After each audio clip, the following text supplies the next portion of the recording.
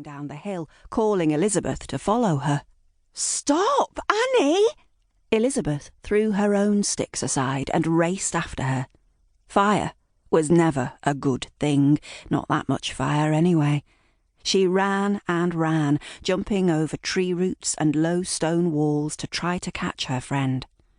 Anne was always the faster runner. She was only 7 and could beat most of the boys in the village, so Elizabeth didn't have much of a chance. Before long, though, Elizabeth saw Anne stop dead in the middle of a field.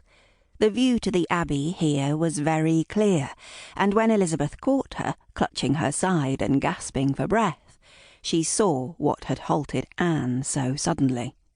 Men on horses. Men in armour on horses, looking like metal giants breathing fire. The girls were still a fair way away, but even so, the smell of the raging furnace hit them with fury. "Annie," Elizabeth whispered, grasping her hand. Anne stood still as a mountain and did not turn to face her friend. A tear carved its way down her cheek. A breeze suddenly whipped up, and her tangled blonde hair blew over her face, but she made no effort to sweep it away from her eyes. Elizabeth knew exactly why. Smoke and fire were pouring from the abbey grounds, but the imposing abbey was made almost entirely from stone. The buildings that were much more likely to be burning were the wooden outbuildings, and Anne's father worked in the stables. Elizabeth's mother sometimes cleaned in the abbey, a favour from the abbot, but because the building was so sturdy, she wasn't afraid for her. From this distance, Elizabeth could see glints of metal. The men were drawing their swords, and she pulled Anne with all her might over to the crumbling stone wall on the edge of the field. When they were hidden, Anne shook Elizabeth's arms away, crouched down, and hid her face in her hands. Elizabeth knelt next to her, closed her eyes, and waited. When she had been younger, she didn't know how old, Elizabeth's father had been arrested. She could remember now the men on horses who had arrived at their home, the thud of their hooves on the mud path.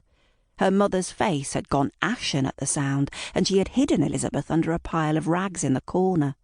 The men dismounted with a jangle of iron on iron and thumped on the door.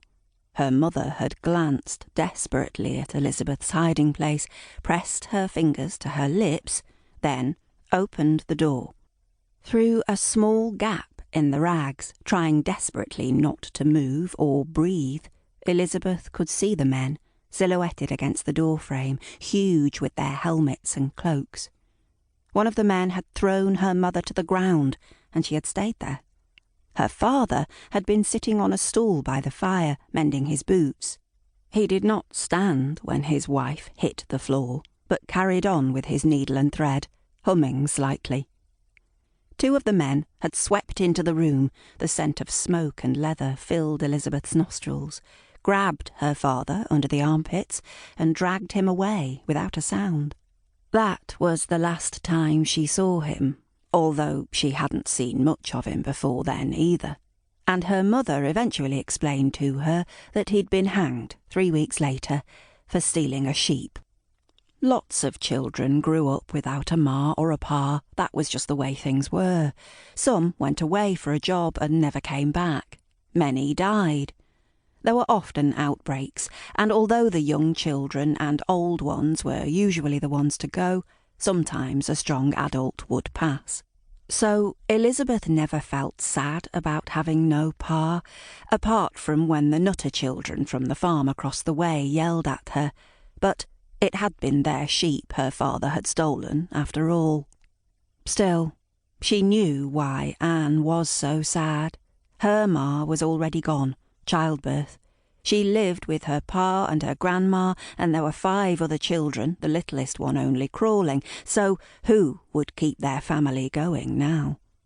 When the abbot was back, he would probably help, like he'd helped ma after pa was taken away. The abbot said the Bible teaches everyone to be charitable to those in need. When some time had passed, more sounds came from the abbey.